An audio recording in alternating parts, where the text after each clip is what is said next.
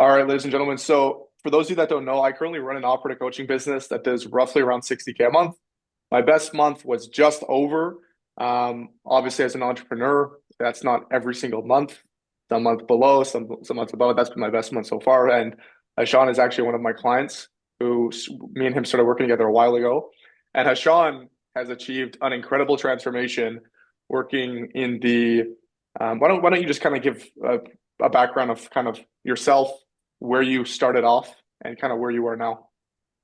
Yeah, no worries, man. Yeah, so my niche is engineers and architects, and I was working full time as an engineer, sort of at the start of the year. I met Ashton mid-year, and I wanted his help with sort of getting my business up and running. I had nothing back then. And my niche is helping architects and engineers help learn 3D modeling. So I'm in the industry, like the BIM industry, which is building information modeling. And my coaching program helps them learn 3D modeling and also transition into the next phase of their career. So it's more of like a high ticket coaching program. And when we started off together, kind of run me through, like, where were you at? Was it just an idea that was in your mind? Like, how did it come to like the Yeah. transition? Yeah, it was funny because what happened was at the start of the year, I had an idea that I wanted to do this like coaching thing, but I was doing tutoring before, and that is Mm, sort of like low ticket, like charge per hour, like $50, $70 per hour, and it's sort of hard to scale. You don't get the money up front and everything. So I was like, okay, I want to start this like high ticket coaching thing. I remember in during the break at the start of like last year, like December, January period. I was like, I need to start a business. I need to shift it to sort of what I'm doing with my career. And I sat there for like 7, 8 days trying to build a website, and it was like the biggest waste of time. Because I spent so much money on subscriptions, like Kajabi subscriptions. He was charging me like so much every single month that I was getting no return. And I built that whole website, and in the end, I was like, oh, now what? Because I finished building mm, it, and I have no volume. I have nothing that I needed to actually build a good business. I had no volume. I did no sales. I knew nothing. So at that point, I started like I saw your videos on YouTube, and mm. your videos are really long and they were insightful. They're like 40, 50 minutes. And I started watching and I binged a few of them and I was like, oh, this guy knows what he's talking about. I something similar to what I want to do is he's doing like he's not charging by the hour, he's charging for the outcome, and he's doing something that I can see myself sort of learning this and doing this. Mm. So that's sort of when I jumped on a call with you. And I remember even jumping on a call with you. I was thinking like I was thinking I'm gonna I'm gonna start working with Ashton if he can convince me because obviously you do fitness coaching. You're but my niche is not really fitness, it's engineering. So I was like, Mm. so it didn't even make sense for me to even jump on a call with you and talk to you and try to get you to help me. Because I was like, there's no testimonials he has for people other than fitness. He's really good at doing fitness, but engineering related business, like I don't know if he can even help me do that. So I remember getting on a call and I remember telling my friend, hey, I'm gonna get on a call with this guy called Ashton. If he can convince me that I should work with him, then I'll work with him because my defenses are so up right now. I don't even want to like I know because he can't trick me into working with him because he doesn't have like he can't flaunt me testimonials and be like, oh, look at all these testimonials I have for like all these other coaching businesses, people that are just like you. He can't say that anymore because he's Yeah. all his testimonials are probably fitness related, right?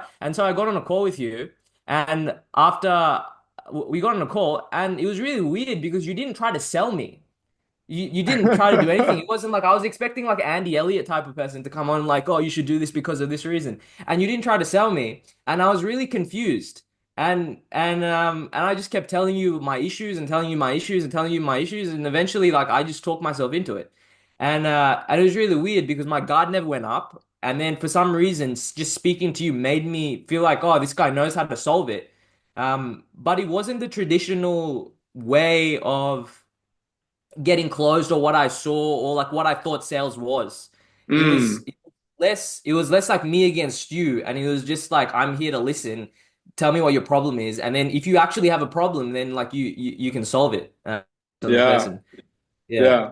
No, I do remember being on that sales call with you, and I remember we had a kind of a two call close. I remember Yeah. this. And the first call, I was up really late the night before finishing a YouTube video, and you're in Australia. So Yeah. it's a fucking 16-hour time difference. So you caught me Yeah. at like 7 in the morning. I'm on like 3 hours of sleep.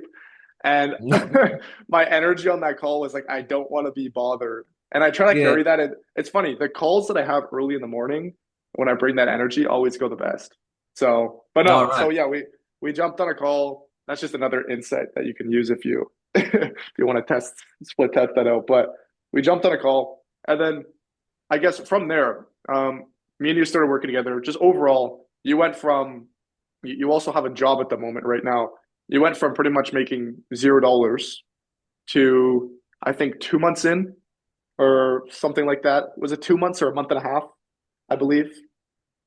You hit a 7.5K month. That was your Yeah. best month so far, or did you have higher Yeah. months than that? Yeah, so 2 months in, I mean, in terms of if you're talking about in terms of sales closed, like I've done like 12K in a week. But if you're talking about cash collected, Mm, it was like 7K on in the second month. But I've been closing like 1 to 3 people each month, and it's weird.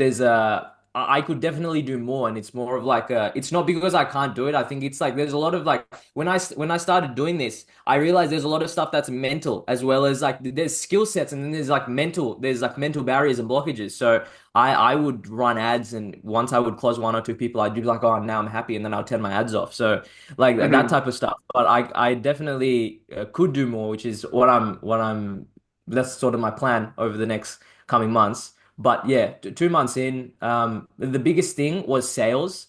Like I think that was just insane because once I got close from you, I was like, mm, okay, I'm gonna use the exact same framework and the exact same emotions which I felt on that call. I'm gonna replicate it on every other call for the rest. Like, I know exactly what psychologically someone has to go through in order to yeah. feel like they want to do something or change their life or fix their problem. So hmm that's what I was trying to replicate on every single call. That's why I was able to, okay, since that problem was solved within a month, within 2 months, I was like, okay, now I sort of have an idea about the niche. Let's get people on calls. Let's practice it for a few times, and I was trying to replicate pretty much what I was feeling, because he was the and I was trying to do that for like 3 months. I was like that's the closest thing I was trying to get to. Yeah, I remember a lot of the initially. I think this was before you had the 7K or 12K cash or 12K contract collected. Um, you and me were on a lot of calls talking about sales and getting you good at sales, Yeah. right? So I have a question for you. If you were to relay a message to someone who's in a similar position to you that is thinking, should I focus on building a website or should I focus on learning sales or doing different tasks like, oh, should I post organically or oh, should I run ads? What advice would you give to these people in terms of getting out and getting money like next week sort of thing? Yeah. Well, you got to think about it logically. Like I overcomplicated this for like years before I started actually doing this in a more streamlined approach when I worked with Ashton. There's only like 3 things you need to do to make a lot of money. It's like you need to get you need to get a lead or like someone to be like, oh, hey, I might be interested. You need to get that person on a call. You need to Mm, close them on the call. Like apart from these 3 things, is there really anything else that is in your way of making money? Where does the website come into play here? It's nowhere. It's like you need to find a way to get someone interested in your thing. Okay, I'm in contact with this person. And then after that, because that's not really a hard skill set to get. Like you can get people interested in your thing with a small audience. Like you can DM people, you can get people on Instagram, you can get people on Facebook. It's not really hard to do. After that, it's like if you learn sales, once you learn sales, you're pretty much set because you have the confidence now. Okay, if I have a bad month, now next month I know sales. Like all I have to do is increase the lead quality, and now I can sell people into the program. If you gave me like 100 people to talk to in a month, I probably couldn't be able to handle it because my schedule wouldn't be able to handle it. But I know that I'd be able to make a lot of money, and that's the mm, confidence that you get. And so once you build that skill of sales, then everything starts to compound on top of each other because you know you have that base skill and that's the thing that's going to actually drive the business forward. hmm hmm And do you feel like sales is out of all of the things I've helped you with and I guess showed you how to do, would you say sales is probably the biggest lever that I've helped you kind of pull in your business, or what do you think I've helped you with kind of the most, if you were to break that down for me? Yeah, so the two main things, the first would be sales because I didn't even know because it's a problem that I didn't know that I had until we started working together. So I didn't come to you thinking like I want to learn sales. I came to you thinking I want to like get this business up and running. I don't even know what to do right now because I've been building a Mm, website and it didn't really work out. So the first thing was like direction, vision, clarity, and mindset. Like that, like getting on calls, figuring things out. Like, this is what we're going to do. This is what we're going to test. Like, even at the start, when we were trying to do like B2B and we were trying to test out like doing cold calls, and then you gave me the mm, framework to do cold calls. I remember I would call people and say, "Hey, are you interested in my service?" And they'd say no. But then the way that you told me to do that, you'd be like, you talk to them as if you know them. Hey, I just want to talk to John real quick. I just want to run something past him. Like when you say it like that, 80% of the time I was able to get to the manager of the company. That I yeah. would have never known. And then if someone didn't know that, what they would do is they would just like call 100 companies and be like, I can't do B2B. But then just by Mm, knowing that, they'll increase like the 80% of the chat. You're increasing the amount of conversations you have by 80%. And that's crazy. So that like mm, I would have gone, that's where I would have still been stuck there if I didn't work with you. I would have still been trying to do cold calls every single day, trying to, mm, and then not being able to get past the receptionist. That's what would be happening. So mm, after, like, I was able to, like, break these barriers down really quickly. Okay, I think I need to do this. No, that's not the thing that we got to do. Okay, let's try this now. And then you move on to the next thing. And so, like, it's like the vision and clarity and the mindset of, like, knowing when to shift, knowing what logical decision to make, how to mm. drive the business forward. And then after that, sales improves um, every single time. And I remember even with sales, I remember after getting on the first one of the first earlier calls after doing like my VSL, my YouTube style VSL, um, I I remember telling you, oh, that prospect is broke. They don't have money. They're going to start on the weekend. They're sort of like not Mm. interested in their career. And I remember you saying nothing that's to do with you. Like after they get on a call, everything on the call is to do with your ability to close. It's not really about their objections. And I remember thinking, no, that's not right. They were broke. Of course. Yeah. Externalize, externalize, externalize. Yeah, Yeah. yeah. And it happened again and again and again. I'm like, okay, he's right. Like people keep saying that they're broke. Like people come up, it's crazy.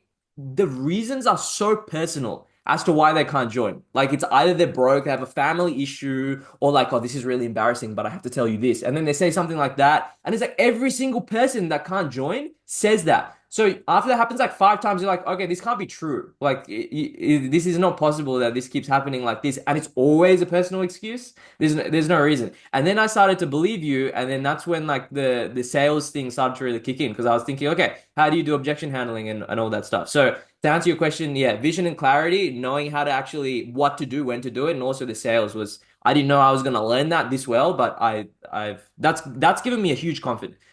Like out of anything in the Yeah. business, that has given me the ability to be like, okay, in 3 months, if I want to make like 50 grand a month, all I have to do is increase the volume of sales and then just do the sales calls. Exactly. Exactly. Yeah. Sam Ovens, one of my, like, my first mentor, Sam Ovens in Consulting Accelerator, he says the only tasks you should be focused on is A, tasks that generate sales calls and then taking those sales calls and closing them. Those are the period revenue generating tasks, period. Those are the tasks you should be doing. And to go back to the portion that you talked about of, oh, no, that's just the prospect. They're actually broke, or, oh, actually, they don't have money. So many of my clients, there becomes a shift where, let's say we start running ads, we start doing the acquisition machine. A lot of my clients will say, oh, Ashton, lead quality, or, oh, Ashton, this person doesn't want to buy because they don't have money.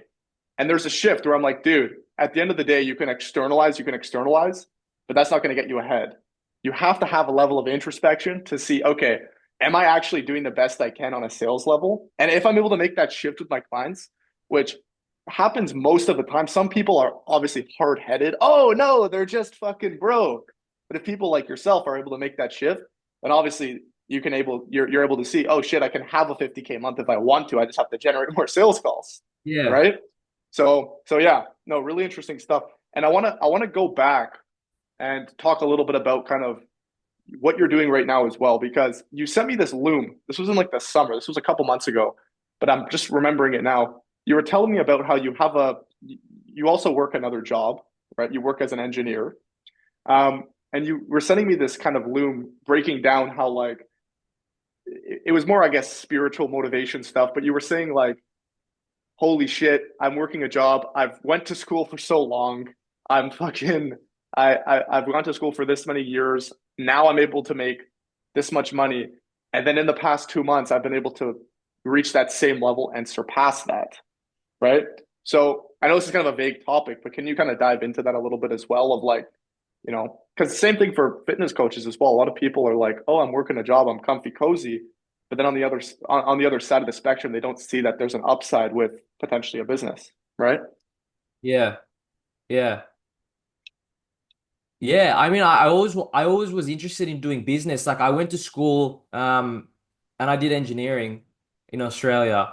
That's something that I was interested in. I guess I was sort of like in the culture as well because my dad's an engineer, my grandpa's an engineer.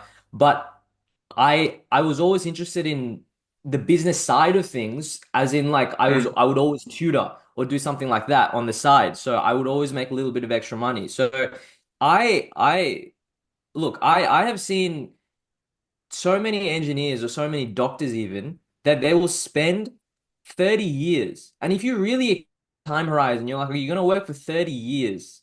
You're going to work 50 hours some week, 60 hours some week, 70 hours some week to prove that you're really good. And you're going to get what, like a 10 grand pay rise each year. And then that's going to continue going until you get to like 150, 160.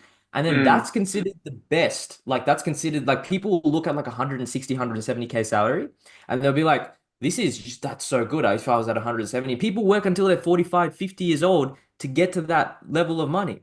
And when they do get to that level of money, they have to give, you can't just get to that level of money and now you can trade your time where it's like, oh, I only work 10 hours a week, but then I make this much money. It's like, no, you work really, really hard, you get to that level, and then you're still working 40, 50, 60, 70 hours a week, depending on how mm, much you've actually committed to your job. So it's like you're not increasing your leverage. You're most of the time you're increasing your pay, but you're also increasing the amount of hours you're working. So it's like you're really not increasing the amount of money that you're working, like the amount of like your hourly rate or whatever your income or whatever it is, right? So when you look at it like that and you really extend the time horizon for like 10, 20 years and you think, okay, I'm working a job or like I'm doing this mm, career, how is that gonna how's that gonna help me? Like with in 10, 20 years, you start to realize that it's you can make money much quicker than that way. And it's also a different thing. Like if you for someone that's not able to get the skill set, not motivated to get the skill set of sales or generating leads or business or is not motivated at all, then yeah, a job would be the best bet because you can climb up the ladder, maybe take 10, 20 years. But there is an easy way to do it. Is like if you, whatever your career is, like let's just say that you're a fitness person or you're an engineer or a doctor, if you just start with something on the side which is aligned with that thing, then you can definitely, within a span of a year or two, you can match that. It'll be quicker, but let's just say you mess up for like a year or two. You can match that really quickly. And let's just say that you had a YouTube channel or you had some sort of social media presence and you failed and then you couldn't get anything right for the next 2 years, wouldn't that help you in your career? Because the next time now you go for another job and you try to get a pay rise, you have a whole bank of like you have a YouTube channel where you're explaining theories about how to be a doctor and all these things you've learned, or you've explained this theory mm, about engineering and you've explained this thing about law. So it's like it mm, helps, like a personal brand helps your career, even if you don't want to do a business. Like just by having that will help you grow. It's ironic that the people that are good in entrepreneurship are the people that are also going to grow in their careers and their jobs. mm, Because when you have both skill sets, they feed into each other. But then also, if you have that skill set, then eventually, like you'll just take entrepreneurship seriously because you realize you can make so much money in a month. mm. Yeah. So right now, like you have this company that you're running and you're not doing, you're doing good numbers, but you also have your job that you're doing full time as well, Yeah, that you have a full time good salary with as well. yeah, So yeah, accumulatively, you're doing very good, right? yeah, Because these two income streams get pulled together, right? yeah. So personal question for you, long term, what is kind of the play for you here? Because, obviously there's an upside with both, but maybe this has a higher upside as what you kind of just said. So what is your long-term strategy? Yeah, so the long-term strategy is since my job isn't a dead-end job, as in I did engineering, and since I'm very early on in my career, what I want to do is I want to learn as much as possible from my job. So I'm working and I'm getting all the skills and the even if that's at the expense of some I could be spending more time on the business and then growing that. But at work, I learn so many things and I'm in a better position than like it's not like the traditional, you start a graduate position, you move up in 2 years, you move up in another 2 years. I work at a smaller company that gives me way more responsibility, and I'm the BIM coordinator there. So in terms of that, if when I go to work, I actually learn a lot. So if I can learn a lot and then it's just making me better. So I'm more focused on learning better skills and actually growing in that sense. But once one sort of tapers off, then I can sort of make the decision on which one is better. Um, Mhm. but that's the but that's the goal. I'm not really attached to anything in terms of it could happen. Like maybe like next month, I might be like, I don't want to work a job anymore and I just want to do business. That could Yeah, happen. because you have the option right now. You're Yeah, not tied exactly. to your job at all. Exactly. You Yeah, have that you have leverage from your job, and you're also disconnected from that as like from the outcome. A lot of people work a job, oh, I need to get my paycheck or else I'm not going to be able to breathe next month. You're yeah, like, I'm doing my job now because you told me this on our last call. I actually enjoy my job, right? yeah, yeah, So there's a lot of leverage in that. And I used to obviously work as a fitness coach where I was, in the trenches, training people, doing all that bullshit. Oh, trying to make money, and then also school, and and then I finally was able to escape. But for you, it's obviously a different story and stuff. So that's awesome. I'm really happy that you've made a lot of progress, and I'm happy that you've gotten success. I want to kind of wrap it up.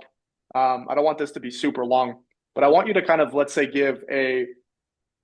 someone was watching this video. I want you to give kind of like maybe a 60-second or a little bit of a synopsis of why someone should work with me if they're on the fence, or kind of the steps of that we've taken together, and kind of just break it down in sense of like logically, not like, oh, Ashton's so good because he's X, Y, and Z, but like actually break down, I helped you with this, I helped you with this, and then that led to X, Y, and Z, and why that should yeah, apply to someone if they're looking to work with me. yeah.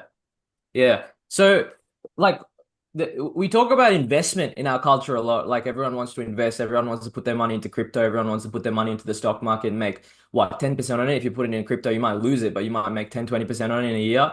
But the thing is, how much money do you have unless you're controlling like $5 million and you can put it into the stock market, $10 million and you put it into the stock market and you get like 10% on that, which is like a lot of money each year, then you can't really do a lot with your money. Like the most powerful wealth building tool or like tool to make you a lot of money is your income. So until and the what is it? The statistic is until $5 million, the most powerful tool to build wealth is your skills and your income. After that, your money will make money for you. So until you get to $5 million, which is a lot of people, most people, right? You should, for me, what I wanted to do was just keep investing in my ability to make money. And so if I took that money and put it in the stock market, bought a property, did something else with it, yeah, you could make money over the long run, but that's not something that has uncapped upside. It's something that you Mm. is predictable and is going to get you this return this year. Maybe by the time it's like going to a job. Like, yeah, you'll get a promotion every single year until you're 45 and then you'll eventually get there. So for me, if you want to play a game that has an uncapped upside, and it's sort of like a lottery, but the chances are way higher because you're in control of what you do in order to get that outcome, is the best thing for you to do is learn how to make more money. Because if you spend a couple grand, you learn that you acquire the skill set to learn how to make 5, 10 grand a month extra, or you acquire the skill set to know how to do that. Even if you don't do that, you have the confidence to do that. That's going to stay with you, and it's not going to be with you just for your coaching business, but it's going to change the way you move for example, for your job. Like you said before, since I'm not tied to the job, I'm more ask for things like I want to work from home. I want to take more time off at the end of the year. Or I'm feeling stressed about work. I'm actually not stressed about work that much. These types of things. So you move differently, and your risk tolerance changes when you have a skill set. You have the confidence to do things. So if you're like on the fence, or you're starting to think like, should I get on a call with Ashton, or what do I need to do from here? Think about in terms of what the best investment is in yourself in terms of your skill set. Is it Mm. making the investment on the house, on the on crypto or on the stock market, or is it trying to learn something more controllable, like learning how to make your skill set better? So if it's online business, it's very simple. There's only three things. You learn how to get leads, you learn how to close people, and then you collect money. And so if you learn these three things and you have the confidence with these three things, then everything goes really well. Another thing that I didn't mention is my YouTube channel was 20 subscribers when I first met you. Now I'm at within 6 months, Yeah. I'm at 1.75K. So like, and then most of them were VSL style videos. I didn't even make like flash videos. They're similar to yours. Right. So Mm, it's like if you acquire the skill set to speak to a camera, you acquire the skill set to actually be able to make long form videos and hook attention throughout the video, right, without being boring. And you can make those with minimal editing, and you know how to get on a sales call, and you know how to talk people through their pain points, and you know how to talk people through the solution to their problem, and you make them get like an aha moment, like, oh, this is actually what I was struggling with. I actually understand this thing.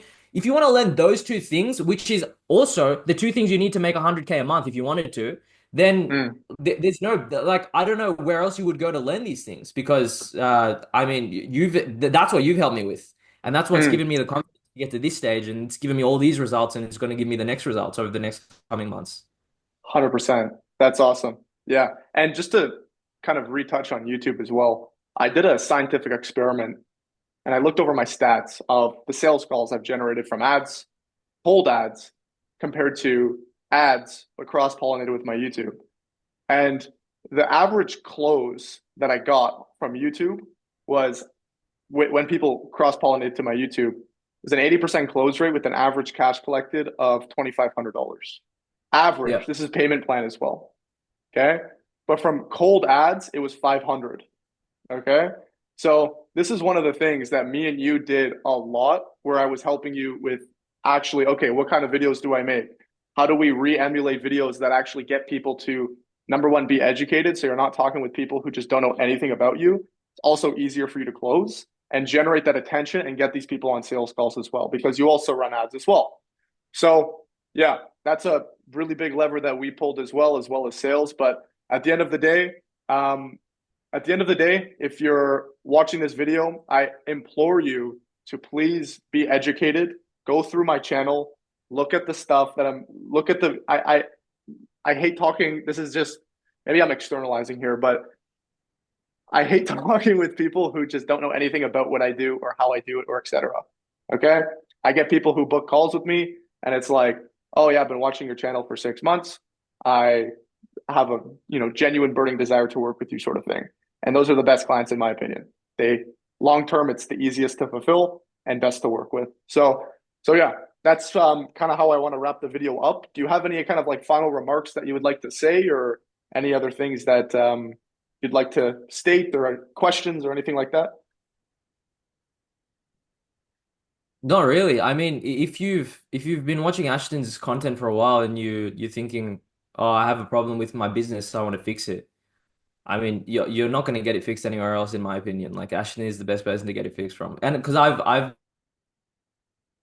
a lot of different people, and I have a few friends that try to do that are similar to me that are in this entrepreneurship space, and even when they see me and they speak to me and they see how much I've learned in terms of sales and how much my channel has grown, those two things, those two big levers that we've pulled together, that inspires them. And some of them have been in programs that are like that cost 20, 30 grand. Like they've spent 20, 30 grand on those programs and they haven't learned sales and they're coming to me to learn sales. And Mm, so that's one of the biggest things. Like names that if I told you, you would know, everyone would know.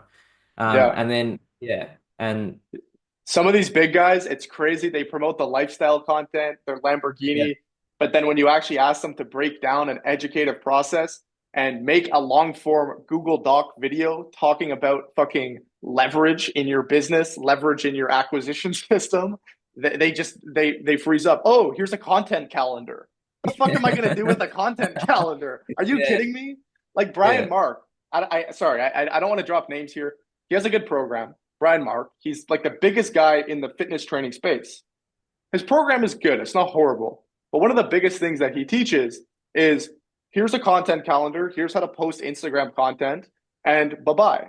And in his bio, he says, I've helped He's worked with over 30,000 people, but out of those 30,000 people, only like he had it in his Instagram bio, only 30 of those 30,000 people have hit 10,000 K a month. And he said that Mm. like he was flexing it.